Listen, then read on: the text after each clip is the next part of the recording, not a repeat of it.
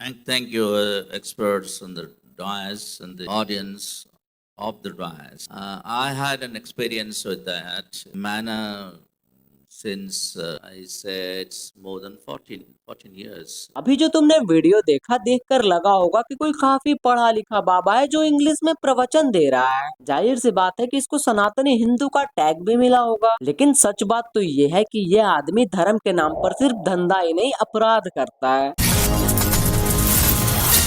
Well, we have a big breaking update coming in.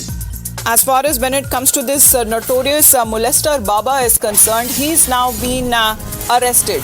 And investigators have revealed, as far as when it comes to the arrest of this so-called Baba, that was done by the police in Agra. चैत्यानंद Saraswati, जिसने हर वो घिनौने अपराध किए हैं और वो prove भी हुए हैं, जो शायद ही मैं इस वीडियो में खुलकर बता भी पाऊँ। टीनेज लड़कियों को हैरेस करना, सेक्स रैकेट और उनको दुबई तस्करी करना, लड़कियों से हर बातें फोर्सफुली उनसे पूछना, अब चाहे वो उनकी पीरियड से रिलेटेड हो या फिर वर्जिनिटी से रिलेटेड। इसके घर तलाशी करने पर एडल्ट टॉयज से लेके पोर्नोग्राफी वीडियोस से लेके ऐसी डिस्टर्बिंग फोटोज मिली है जिससे ये पता चलता है कि धर्म का चोला ओढ़े हर इंसान साधु नहीं हो सकता। पहले राक्षस भी लोगों के साथ छल करने के लिए देवता का रूप धारण करते थे और अब भी वही चीजें दोहराई जा रही है। चैत्यानंद लड़कियों को विदेश में सप्लाई करता है और इन्वेस्टिगेशन के बाद इसके पास से बहुत सारी फॉरेन करेंसीज भी मिली है। ये सारे घिनौने काम करने में इसका साथ देती थी और 3 महिलाएं। जरा सोचो कि इस हैवान आदमी ने कितनी सारी लड़कियों और औरतों का जीवन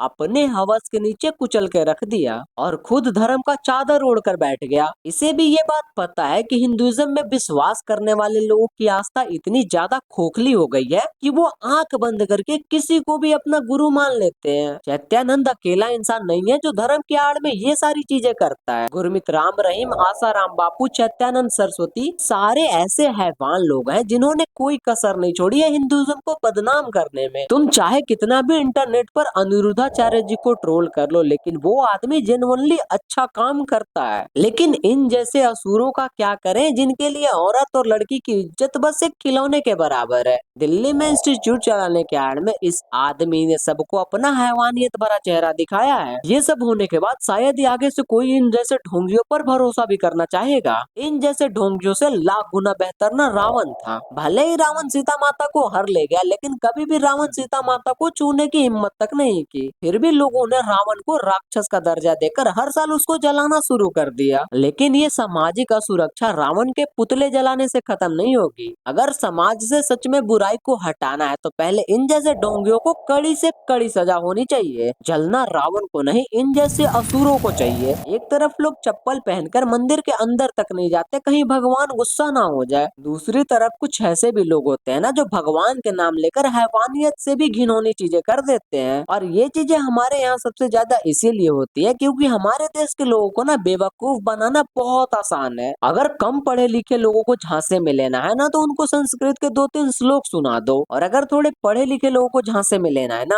भगवा कपड़ा पहने कर सर पे तिलक लेकर 10 लाइन इंग्लिश में बोल दो। लोगों की आंखों पर ना अंधविश्वास की मोटी पट्टी लगी है। अगर तुमने उस अंधभक्ति की पट्टी को हटाने का ट्राई भी किया ना तो तुम दोषी हो जाओगे, क्योंकि लोगों को ये बात पसंद ही नहीं आती कि कोई उनको गलत प्रूव कर सके। लोग इन जैसे ढोंगियों के अंधविश्वास में इतना ज्यादा पागल हो चुके हैं ना कि ना तो इनके बारे में वो कुछ गलत सुन सकते हैं और ना गलत देख सकते हैं। देखना कुछ टाइम बाद ना चैत्यानंद के अंधे सपोर्टर आके इसको इस चीज में भी डिफेंड करने लगेंगे। फिर कोई पॉलिटिकल पार्टी आएगी और इसको अपने यहाँ से टिकट दे देगी। अगर भविष्य में ऐसी चीजें होती है तो मैं चाहूंगा कि ये इंसान उनकी भी बेटी बहुओं के साथ ऐसी हैवानियत दिखाए, क्योंकि कभी कभी दूसरों का दुख समझने के लिए खुद के साथ वो चीजें होना बहुत जरूरी है, क्योंकि ऐसे हमें सामने वाले का दर्द का कोई अंदाजा नहीं होता जब तक वो चीजें हमारे साथ ना हो जाती हो। ये तो बस 1-2 लोगों की बात हुई, ना जाने इनके जैसे और कितने हजार ढोंगी होंगे जो किसी न किसी बड़े नेता के तलवे चाट चाट कर खुद को बचा लेते होंगे। मुझे अपने देश के कानून पर बिना कुछ खास भरोसा नहीं रहा अब तो। सोनम वांगचुक जैसे लोग जेल के अंदर हैं और राम रहीम जैसे रेपिस्ट को बेल मिल जा रही है। खुद ही सोचो कि उस देश का कानून कितना ज्यादा खोखला होगा। सारे प्रूफ, सारे आई विटनेस, सारे गवाह होने के बाद भी कोई बड़ा से बड़ा वकील आएगा और पैसे के लिए अपना जमीर बेचकर इनको बचा ले जाएगा। आई एम श्योर कि इतना चीज होने के बाद भी इस मामले में कोई बदलाव नहीं आएगी, क्योंकि ये जितने भी सरकार के प्यादे होते हैं ना, ये हिंदूज का सारा वोट कलेक्ट करके किसी एक पार्टी तक पहुंचा देते हैं, जिससे पार्टी को भी फायदा होता है और बदले में वो पॉलिटिकल पार्टी इनको हर घिनौनी अपराध से बचा कर रखेगी। और ये चीजें बहुत बार हो चुकी है, मैं अपने मन से नहीं बोल रहा, और समय के साथ तुम खुद भी देखना कि ये चीजें बहुत ही आम हो जाएगी। कोई एक ऐसा बाबा पर्सनालिटी उठकर आएगा, उसके ऊपर बहुत सारे घिनौने क्रिमिनल केसेस लगे होंगे, उसके बाद भी वो किसी एक पॉलिटिकल पार्टी का प्रचार करते दिख जाएगा और लोगों के सामने उसके इमेज को वॉश आउट कर दिया जाएगा।